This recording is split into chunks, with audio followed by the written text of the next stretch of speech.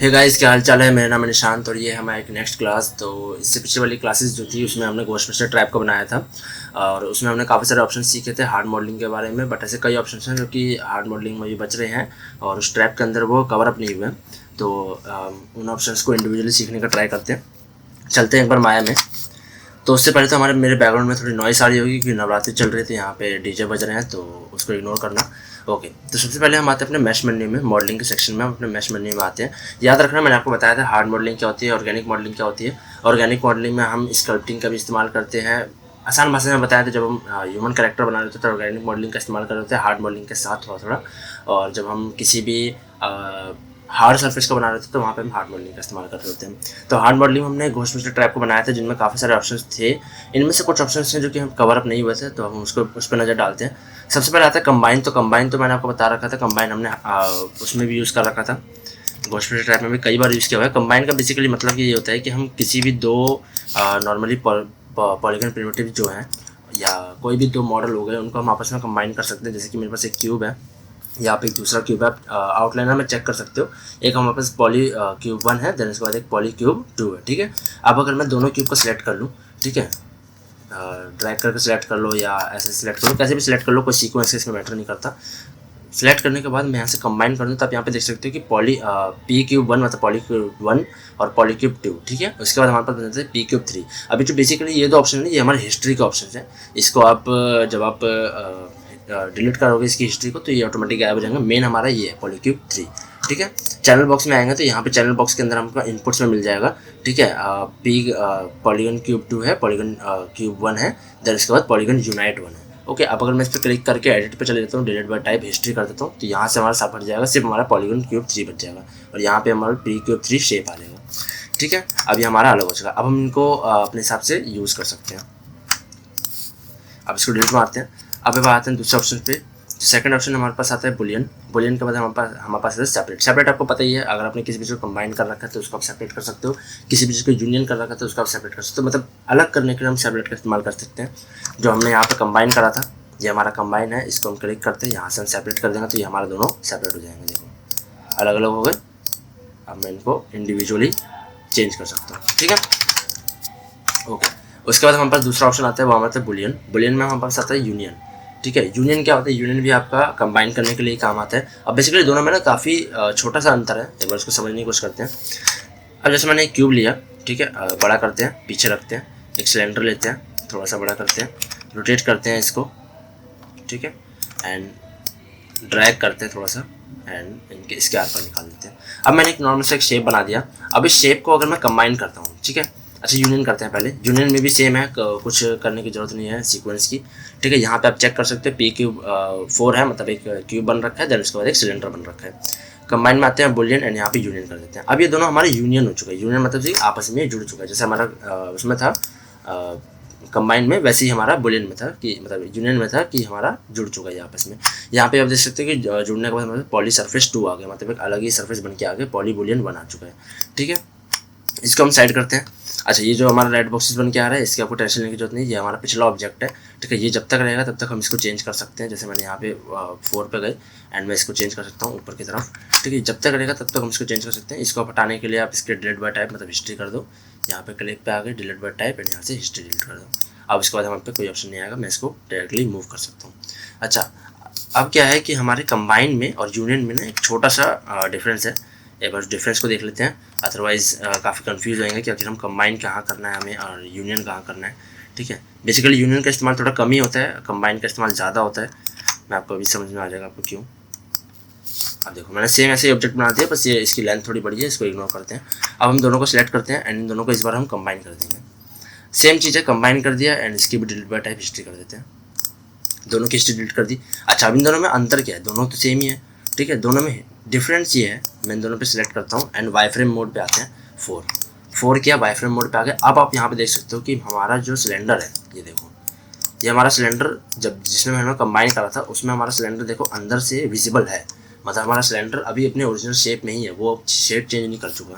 लेकिन जो हमारा यूनियन में जो हमने सिलेंडर बनाया था वो अपनी शेप चेंज कर चुका है। देखो इसके अंदर हमारे पास कोई सिलेंडर नहीं मिलेगा, ये अपनी शेप चेंज कर चुका है, ठीक है। तो ये यही अंतर था बेसिकली। अगर हम इस पर क्लिक करते हैं 4 करें तो बेसिकली जब तक ये है तब तक ये हम इसमें चेंज कर सकते हैं। मतलब अगर मैं इस पर जाता हूँ एंड 5 करके अगर मैं इसको सेपरेट करता हूँ तो ये हमारा सेपरेट हो जाएगा एंड मैं इसको आपस में इंडिविजुअली चेंज कर सकता हूँ।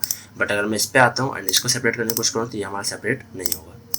ये देखो, ठीक है, एरर आ रहा है। तो ये हमारा प्रॉब्लम है यूनियन में और कंबाइन में। तो मैं सजेशन ये दूंगा कि कंबाइन का ज़्यादा इस्तेमाल किया जाए, बट अगर आपको यूनियन की ज़रूरत है तो यूनियन का इस्तेमाल कर सकते हैं, कोई ऐसी बड़ी प्रॉब्लम नहीं है। ओके, बुलियन में हमारे पास और कोई ऑप्शन आते हैं। एक हमारे पास डिफरेंस का। डिफरेंस का ऑप्शन मैंने आपको गोस्टोस्टर ट्रैप में बता ही रखा था। किसी भी चीज़ को किसी भी चीज़ से माइनस करने के लिए हम डिफरेंस का इस्तेमाल करते हैं। तो मूव करते हैं नेक्स्ट पे इंटरसेक्शन पे। तो इंटरसेक्शन बेसिकली अगर आपने इलस्ट्रेटर फोटोशॉप इस्तेमाल किया तो इंटरसेक्शन भी आपको अच्छे से पता ही होगा। जैसे मान लो मैंने एक ये लिया एंड एक हम क्यूब ले लेते हैं, कुछ भी ले लेते हैं रैंडमली, ऐसा कुछ वो फिक्स नहीं है कि हमें क्या लेना है।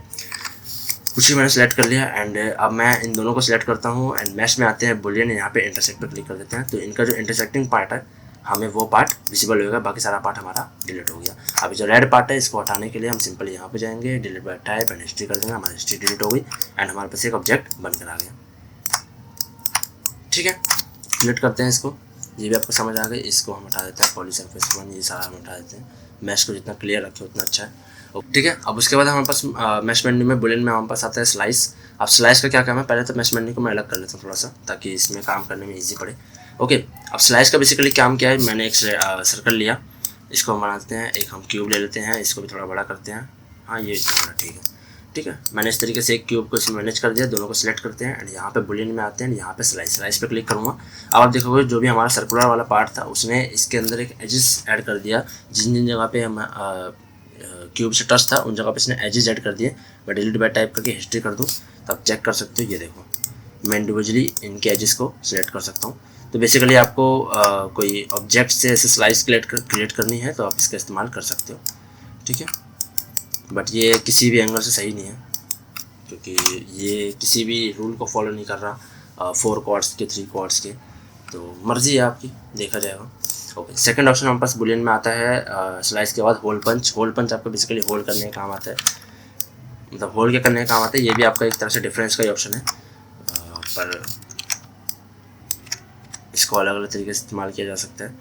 पर इसका भी इस्तेमाल मैं आपको सजेशन नहीं करूँगा कि आप किसी भी जगह पे एक होल बनाने के लिए इसका इस्तेमाल करें। जैसे मैंने सिलेंडर बनाया है, इसके ऊपर एक सर्कल बनाया, दोनों को सिलेक्ट करते हैं एंड यहाँ से हम आते हैं होल पंच पे क्लिक करूँगा। अच्छा सॉरी, सीक्वेंस मैटर करता है इसमें। तो हम सिलेंडर लेते हैं, देन इसके बाद ये करते हैं एंड इसके बाद अब हम होल पंच करते हैं। सॉरी, सिलेंडर लेते हैं, देन सिलेंडर एंड हम एक होल पंच करते हैं। तो आप देखोगे सर्कल के अंदर जो हमारा सिलेंडर था वहाँ पे एक होल पंच आ चुका है। ठीक है, ऑब्जेक्ट मोड करते हैं एंड इसका हम डिलीट बाय टाइप हिस्ट्री कर देते हैं, डिलीट बाय टाइप हिस्ट्री। ठीक है, अच्छा अब मैंने इसको सजेशन क्यों नहीं दिया कि ये हमें यूज़ करना चाहिए, क्योंकि आप यहाँ पे देख सकते हो ना, इसने किसी भी जो मैश का वो होता है हमारा कॉन्सेप्ट होता है उसको फॉलो नहीं कर रखा। जैसे आप देखोगे ना, ये वाला जो हमारा फेस है ये 1 2 3 4 5 साइड्स का है। ठीक है, ये भी हमारा देखो 5 साइड्स का है, यहाँ पे छोटा सा ये साइड ही है ये भी। ठीक है, ये भी हमारा 5 साइड्स का है। इसने बेसिकली टोपोलॉजी इसकी पूरी बिगाड़ दी है। टोपोलॉजी में इसने कुछ खेल नहीं करा, बस ऑटोमेटिक लगाया एंड बीच में से गायब कर दिया। तो जब भी आपको ऐसा कोई होल वोल बनाना हो तो उसके अलग अलग तरीके होते हैं, ये आपको आगे पता चलेगा, और जिसमें आपको टोपोलॉजी भी नहीं बिगड़ती। तो उस तरीके से होल बना तो ज़्यादा बढ़िया है सर्कुलाइज करके, बट अभी ऐसे करके होल बनाने का कोई फ़ायदा नहीं है। उसके बाद हमारे पास सेकंड ऑप्शन आता है कटआउट। कटआउट भी सेम ही है। ये लिया हमने, एक सिलेंडर लिया, रेड करा एंड रिसाइज करके इसको पीछे की तरफ खींच देते हैं। सॉरी, ठीक है, दोनों को सिलेक्ट करते हैं एंड यहाँ से गए कटआउट। सॉरी, यहाँ से गए कटआउट।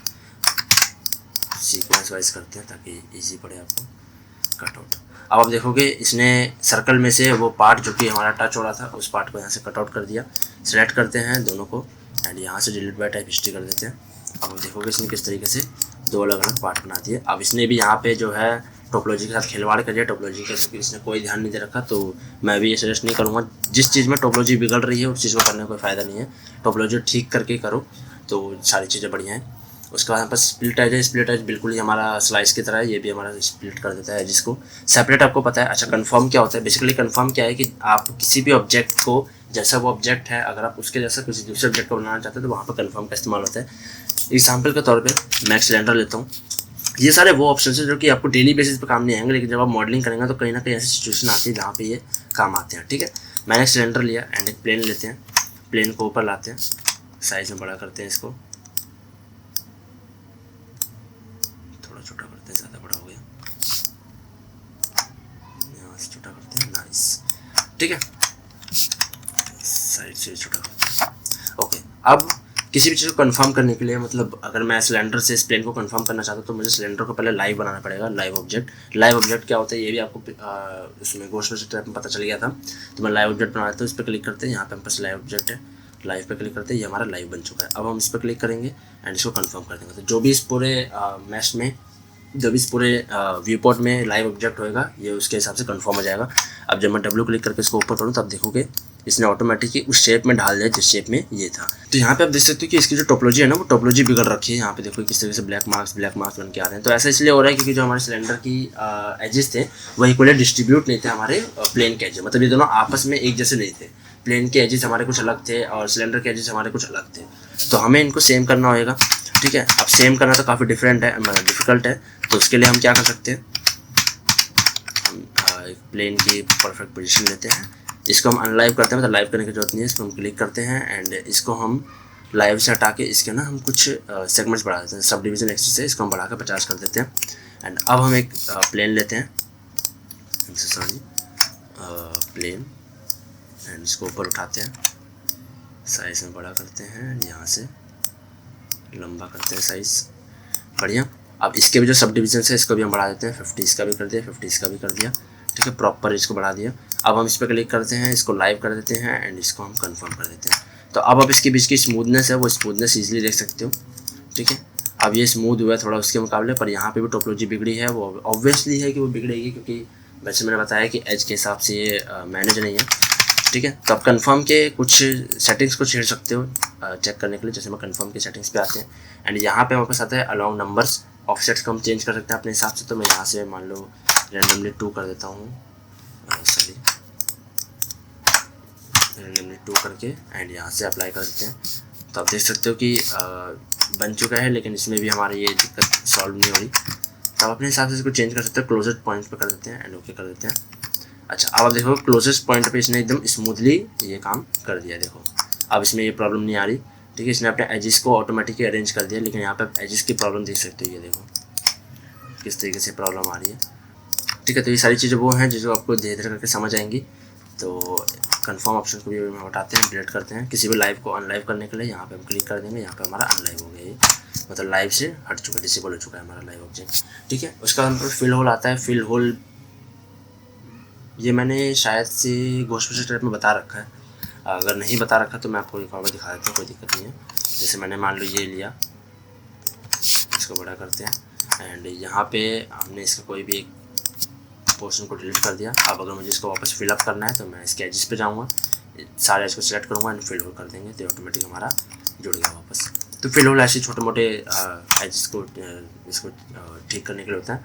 देन रिड्यूस है। रिड्यूस हमारा क्या यूज़ होता है, रिड्यूस हमारा यूज़ होता है किसी दूसरे ऑब्जेक्ट से कुछ परसेंट रिड्यूस करने के लिए। जैसे कि मान लेते हैं मैंने एक सर्कल लिया, सर्कल को मैं बड़ा करता हूँ। अब बेसिकली यहाँ पे सर्कल में कितने एजेस है कितने नहीं है।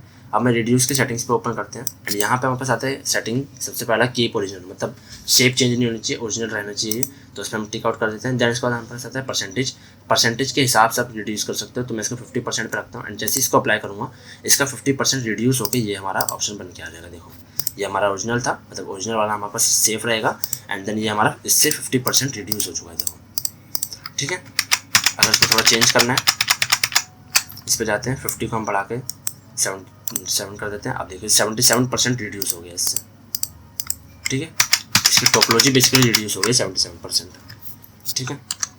वही करते हैं, ओके। अब परसेंटेज को हटा के हम यहाँ पे वर्टेक्स लिमिट है, इसको भी हम जा सकते हैं, वर्टेक्स लिमिट को भी हम चेंज कर सकते हैं, 50 कर देते हैं मान लेते हैं।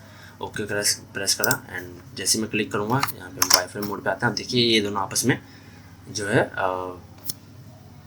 50 वर्टेक्स रिड्यूस हो चुका है, मतलब यहाँ पे 50 वर्टेक्स हैं और यहाँ पे वर्टेक्स की क्वांटिटी ज़्यादा है। मैं वर्टेक्स को ऐसे चेंज कर देता हूँ, 20 अगर कर देता हूँ एंड देन अप्लाई करता हूँ, तब देखिए 20 वर्टेक्स का यहाँ पे अलग बन के आ गया। डायमंड शेप लग रही है थोड़ी सी, बट ये थोड़ी सी डिफरेंट बन के आ गई है, ठीक है। तो अगर आपको किसी भी शेप को रिड्यूस करना हो, किसी की भी टोपोलॉजी को रिड्यूस करना हो, तो यहाँ पे हम रिड्यूस का ऑप्शन इस्तेमाल कर सकते हैं, ठीक है। यही हमारा ऑप्शन है। अच्छा, एक और चीज़ है कि जैसे मैंने कोई भी एक ऑप्शन छेड़ा, मान लेते हैं मैंने इसके साथ रिड्यूस किया वापस, ठीक है। अब इस रिड्यूस के हमारे पास ये ऑप्शन नहीं है। रिड्यूस के साथ हमारे पास ये एक ऑप्शन आता है जो कि हमारे मॉडिफाई में मिलेगा, ट्रांसफॉर्म प्रॉपर्टीज़ में जाएंगे, यहाँ पे हमको मिलेगा शो मैनिपुलेशन टूल।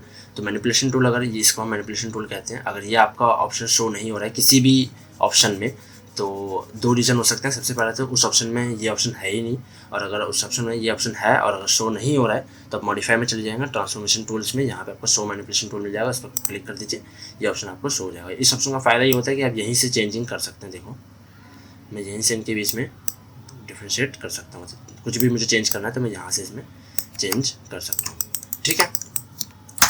तो बेसिकली अभी हम यही रखते हैं। उसके बाद हम मैश में काफ़ी चीज़ें हैं, रिड्यूस का जी मैश है, रेट्रोपोलाइज है, स्मूथ है, अनस्मूथ है, ट्रायंगुलाइज है और क्वाड के लिए है। देन उसके बाद एडिट मैश में भी काफ़ी चीज़ें हैं, एड डिवीजन तो आपको पता ही होगा, बेबल है, ब्रिज है, ये इनमें से काफ़ी सारी चीज़ें हमने यूज़ कर ली है। सर्कुलाइज है, सर्कुलाइज हमने यूज़ नहीं करा, ये मैं बताऊँगा, काफ़ी इंपॉर्टेंट चीज़ है।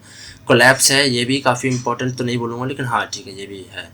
देन कनेक्ट है, डिटैच है, एक्सट्रूड है, ये सारी चीज़ें काफ़ी इंपॉर्टेंट है, कई जगह पे इस्तेमाल होती हैं, ठीक है। मैश टूल में भी ऐसी कई चीज़ें हैं, अपेंड टू पॉलीगन, इनमें से तो काफ़ी सारी चीज़ें हमने यूज़ कर रखी हैं जो कि इंपॉर्टेंट है, और जो यूज़ नहीं कर रखी है वो हम धीरे धीरे यूज़ कर लेंगे। तब तक हम इन ऑप्शंस को ट्राई करो और एक बार कॉपी पेन लेकर सब कुछ नोट कर लो कि इन ऑप्शंस को कैसे कहाँ यूज़ होता है, क्योंकि आने वाले टाइम में जब भी आप कोई हार्ड मॉडलिंग बनाएंगे तो इन ऑप्शंस का ही यूज़ होने वाला है, ठीक है। तो तब तक आप इसकी प्रैक्टिस करो और मिलते हैं नेक्स्ट वीडियो में। Bye bye.